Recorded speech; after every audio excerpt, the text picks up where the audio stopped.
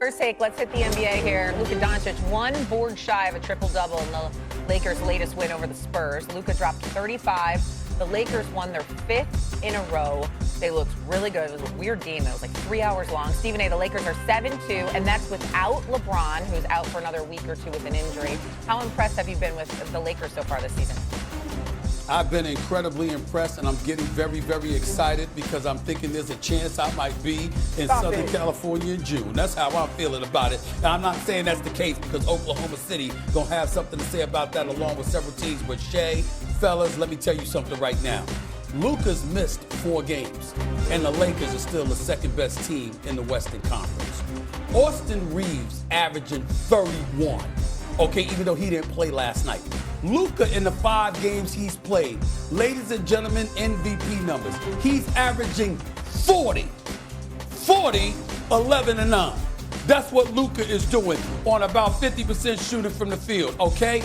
Remember I said this, keep this in mind, and this is why I'm fantasizing about the Lakers right now. DeAndre Ayton, that dude, I can't believe he's showing he's out of pulse. This brother is playing 31 minutes a night. RC, Shay, Dame, he's averaging 17 and a half points and 8 rebounds. 17 and a half and 8. DeAndre Ayton. I'm like, what? I can't believe it. I just can't believe it. You understand? I don't know if that's going to, I'm not saying that's going to last, but they are doing this without LeBron James. LeBron James comes back, he is an additive. He is not a subtraction. He is an asset. He is not a liability. And if Luka continues to look like this, and you got Austin Reeves and Ayton giving you production, wow. It's a long season, I understand it, but I am very, very pleased with what I'm seeing from the Lakers thus far. Props to what they're doing. When your girl comes downstairs for a date, Stephen A., do you look at her and go like, I ain't gonna lie, this morning you look poo, but right now, girl, you put it together well. Like, DeAndre Ayton's playing such good ball. He had like 29 and something the other night. And the thing you go is the brother is showing he has a pulse. Yeah. I thought he was gay. Now, in Stephen A's defense, I think we're all a little surprised that DeAndre Ayton has made an immediate impact the way he has for the Lakers. It's shocking. I will say, shocking. it is. Testament the way to J.J. Redick and his staff. He's like the best, if not in those moments, sometimes the best player on the floor. That's surprising. I agree with Stephen A. Right. That part is surprising. The fact that he's alive. I mean, well, that's a little, that's a little bit. Yo. There has been an APB out for DeAndre Ayton for years. Okay? It's shocking what we're seeing from him, but pleasantly so. They got a big man that's playing like a big man. They got supplementary parts around them. You got Austin Reeves, showing you that he can be that big-time third option. You know what LeBron's going to do. He's good for 25 a night when he comes back. But Luka is, we know what Luka can do, but he's doing it. He's doing it. 40, 11, and 9. 40. Skinny Luka. 40. Skinny Luka. That's what Luka doing. Yeah. No, yes. The Lakers are playing a really good brand of basketball. Give it to J.J. Redick. He has got something, and they're not even fully healthy. Austin Reeves hasn't played the last. Hell of a job so far. Hell of a job. Yeah, very impressive. All right, let's go back to the NFL. You know what? They're all unique in their own ways, right? Because Giannis is just powerful. Giannis has mastered the art of, I know you can't stay in front of me. I know you're not stronger than me. So I'm just going to bully my way to the rim, and I'm going to use that to my advantage. SGA is one of those type of players. He knows how to get to his spots. You're not going to speed him up. You're not going to make him play out of body. He's not going to do anything out of character. That's what makes him special. Luka is one of those guys. He's a 3-tier scorer. He can get to the rim. He's a mid-range guy. He can shoot the ball deep. He can shoot the ball from the parking lot. All of those things make them uniquely dangerous. And the thing about Luka for me is he's still improving. Like, we're still watching him get better and better. Imagine if he leaves the referees alone and he doesn't lose 8 to 10 plays a game. Like, when you complain to referees and you walk up the court or you jog back and the play is going on, that's 8 to 10 possessions a game. Imagine if he takes those 8 to 10 that he doesn't complain to the referees and he decides he's going to make a team pay on either end of the floor and be engaged on the defensive end. We're going to look at one of probably the best players we've ever seen in a game. So as great as all of these guys are, Luka especially, we're still watching him improve in front of our eyes. That's what makes him great. And you know what was impressive to me is we know how good he is offensively, right? The improvement is the effort on the defensive end to me. And last night I saw that. You see him flying around. You see him pressuring the ball. He had 5 steals last night, and some of them were kind of thrown right to him. But he's never going to be a lockdown defender. But if he can give that type of effort, energy on the defensive end that he does on the offensive end, taking charges, boxing out, like he really, really put forth a really good effort last night defensively, and it shows. And I think it fuels their team, and it allows him to even, not that he needs more freedom offensively, but when you put the same amount of effort on both sides of the ball, it almost is a more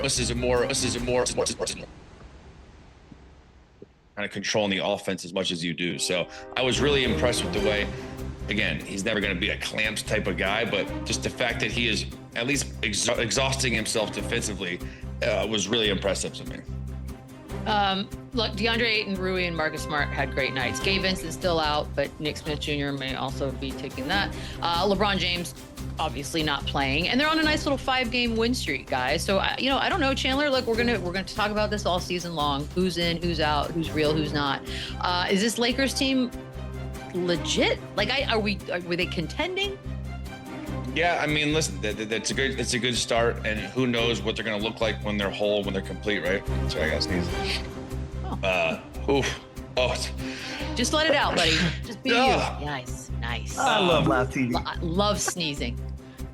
No, so we're not going to know I imagine they're going to get better. They're going to add another threat with LeBron James, who's going to kind of do what he's been doing for the last 2 decades. And again, they do have depth. They have guys that they can plug in.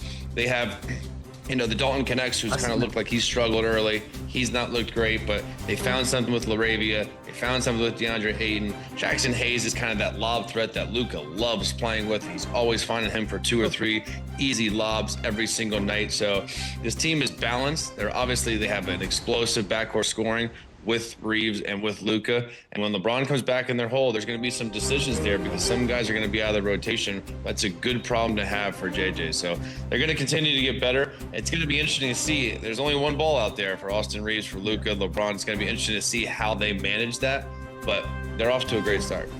And you know what else? Like, they were always poised to be in this position. They were a 3 seed last year.